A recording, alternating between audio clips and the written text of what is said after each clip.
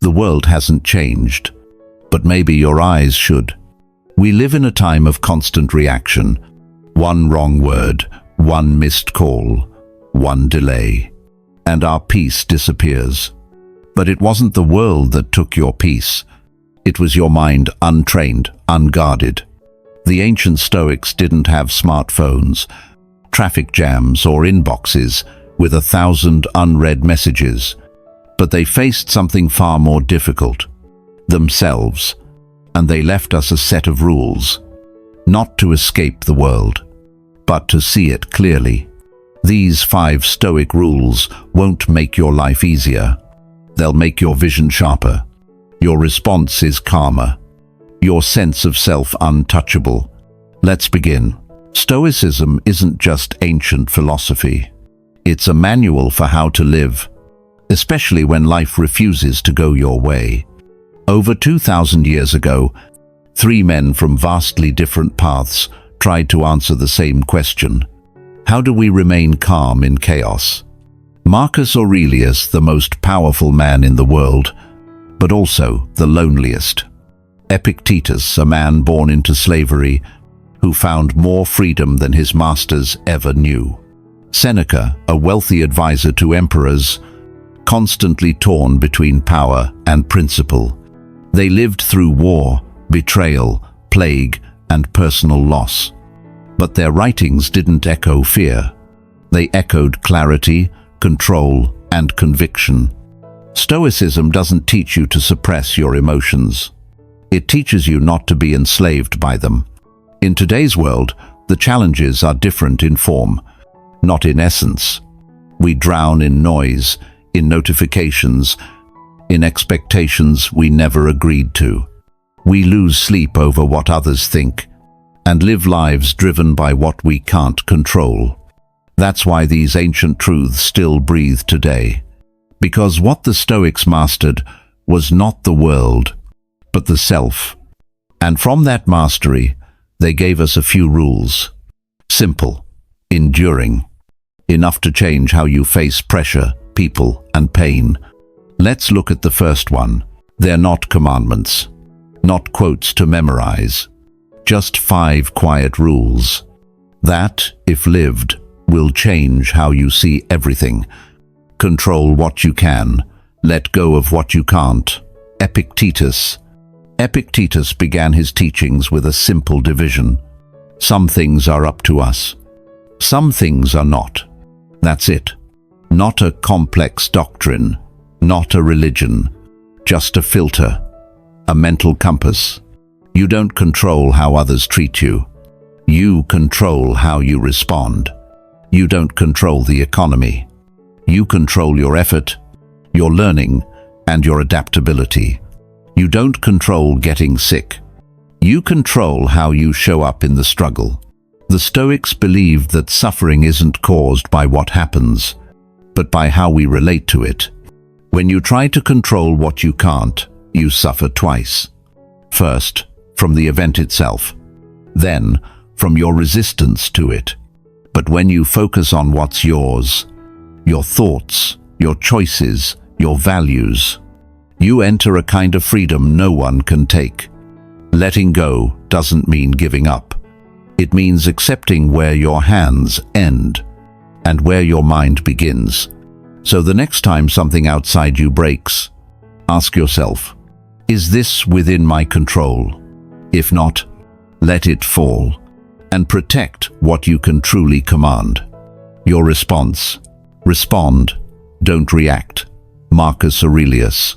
Reaction is fast, loud, emotional. Response is deliberate, quiet, powerful.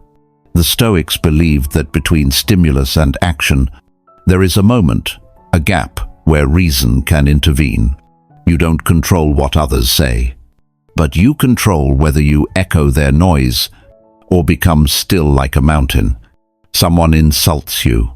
Do you strike back instantly? Or do you pause, assess, and choose strength over pride? A delay in traffic, a passive-aggressive email, a disrespectful tone. Most people react. The Stoic responds. Because reaction belongs to impulse, but response belongs to mastery. Marcus Aurelius wrote, "You have power over your mind, not outside events. Realize this, and you will find strength. You don't owe the world your temper. You owe yourself your peace. Next time something stirs your emotions, don't rush to answer. Breathe, observe, and then respond like a mind that's been trained, not like a fuse that's been lit. That moment of pause, that's where your freedom lives. Everything is borrowed practice. Detachment." Seneca. Nothing truly belongs to you. Not your job, not your reputation, not even the people you love. Everything you hold today is on loan. Life didn't give it to you to own. It gave it to you to steward. Your role is not to cling, but to care without possession. The Stoics believed that grief, anger, and anxiety often comes from mistaken ownership. We think, "That's mine," and so we panic at the thought of losing it. Seneca wrote, "Never say, 'I have lost it,' but 'I have given it back.' This mindset changes everything. A missed promotion is no longer a personal failure. It's a loan not renewed. A relationship that ends is not betrayal. It's a chapter that closed when its time came. You can still love fully, still work hard, still care deeply, but you do it with open hands. Because detachment is not indifference, it's maturity. The more lightly you hold the world, the less it can crush you when it shifts. Hold everything like it's borrowed, because it is. And in that truth, you'll find peace. Embrace discomfort. It's the path to strength. Comfort feels good, but it doesn't build you. Every Stoic knew this. They didn't seek pain for pain's sake, but they understood this truth. What's easy rarely strengthens you. What's hard often does. Seneca wrote, "We treat the body rigorously so that it may not be disobedient to the mind." That's why he slept on the floor sometimes. That's why Epictetus, even when freed from slavery, still lived simply. They practiced hardship not to suffer, but to sharpen.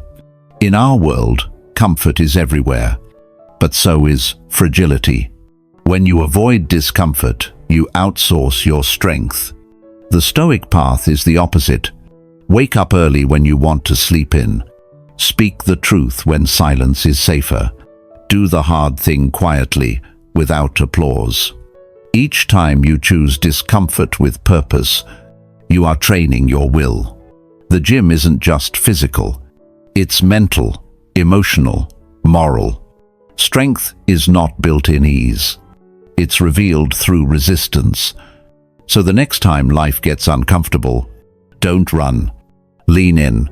Because what tests you today may just be what transforms you tomorrow.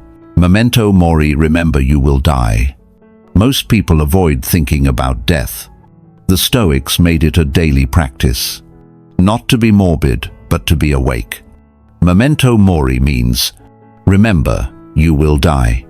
At first, it sounds dark, but it's not a threat. It's a mirror. A mirror that asks, if today were your last day, would you be angry over traffic? Would you stay silent when something should be said? Would you keep scrolling instead of living? We act as if we have time, but time is never guaranteed, only given, and it is being spent right now. Marcus Aurelius reminded himself, you could leave life right now. Let that determine what you do and say and think. Memento Mori isn't about fearing the end. It's about sharpening your presence. It cuts through noise, ego, and delay. It asks you to stop living on autopilot, to show up fully, not someday, but now. Because when you remember death, you remember what truly matters. And that is where real life begins. You don't need to study philosophy to live wisely. You don't need to read every line of Marcus Aurelius or quote Epictetus in Latin. What you need is a compass. A quiet set of principles that you carry in your pocket and return to when the world pulls you off course. These 5 rules control what you can. Respond, don't react. Hold nothing too tightly. Seek discomfort on purpose. And remember, you will die. They are not rules to impress anyone. No rules to argue with others about. Just rules to live by, quietly, personally. The next time you're uncertain, when you feel triggered, when you're about to chase something you don't even want, come back to these. Let them guide you in the small moments, not just the big decisions, because wisdom isn't loud, and strength isn't always forceful. You don't need these rules to change the world. Just enough.